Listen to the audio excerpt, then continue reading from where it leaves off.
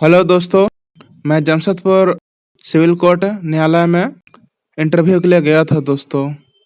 तो उसका first part तो बना दिया हूँ और दूसरा पार्ट बनाऊँ कि ना बनाऊँ, तो उसके बारे में बहुत सोचा। उसके बाद लगा कि बना ही देना चाहिए, तो फिर बना दिया दोस्तों।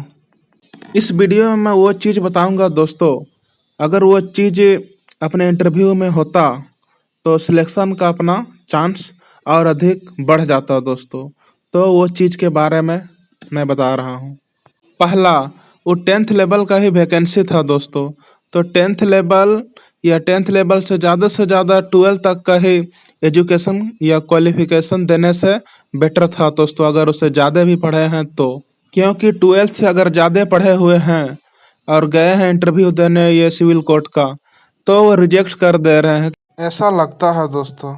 क्योंकि उन सब का मानना है कि ये ज़्यादा पढ़ा लिखा हुआ है तो हमारी बात अच्छी तरह से ये नहीं मानेंगे।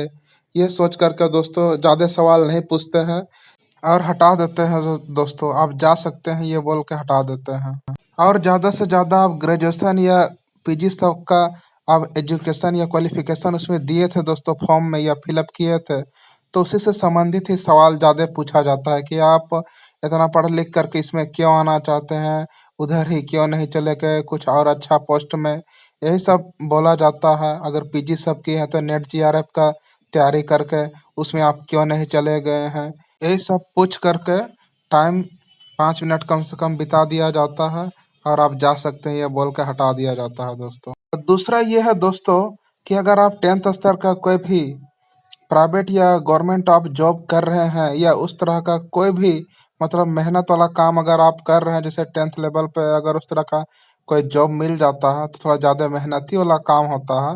तो ऐसा अगर आप काम कर रहे हैं, अगर चाहे प्राइवेट में ही और सरकारी में कर रहे हैं तो उसका बात अलग ही है, लेकिन अगर प्राइवेट में कर रहे हैं दोस्तों तो उससे सिलेक्शन इसका हम ले लेंगे। ऐसा मतलब उसे उस तरह का सवाल उससे पूछा जाता है दोस्तों।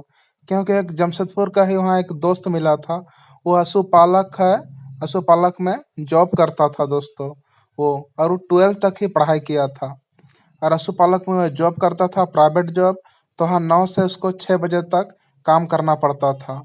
तो उससे पूछा गया कि अगर आपका सिलेक्शन हो जाएगा तो आप 9 बजे से 7 बजे तक यहाँ काम कर पाइएगा। तो उन्होंने कहा कि हाँ कर पाएंगे। तो ऐसा लगा हमको कि इसका सिलेक्शन हो सकता है, क्योंकि ये उसी टाइप का मेहनत वाला ही काम या उस तरह का ही टाइम टेबल वाला में काम करता है दोस्तों। तीसरा ये है दोस्तों कि आपके मम्मी पापा कोई भी अगर जॉब करते हैं, प्राइवेट चाहे कोई भी गवर्नमेंट जॉब करते हैं, तो उसके बारे में वहाँ ना बताएं तो ही बेहतर है। क्या कि फॉर्म में कहीं तो पूछा या फिलअप करने के लिए ऐसा ऑप्शन नहीं था कि पापा क्या जॉब करते हैं वो, या मम्मी ये कौन सा जॉब करती है, इसके बारे में वहाँ भरने के लिए कुछ ऑप्शन नहीं था, तो नहीं भरे होंगे। लेकिन इंटरव्यू में अगर पूछा जाता है तो आप बताएं कि किसान है या कुछ इस तरह का बताएं, जो या हाउस वाइफ है मम्मी है तो, और पापा है तो किसान है, इस तरह का ही बताएं, या मजदूर है बता सकते हैं। नहीं तो ज़्यादा पैसा वाला है ये सोच करके हम लोग आदेश का पालन नहीं करेगा, ये सोच करके सिलेक्शन वो नहीं लेंगे दोस्तों। बस यही था दोस्तों। अब मेरे चैनल को सब्सक्राइब कर लीजिएगा दोस्तों इस तरह का अपडेट पाने के लिए। और कुछ भी बात हो तो कमेंट में लिखे और पूछे दोस्तों। धन्यवाद।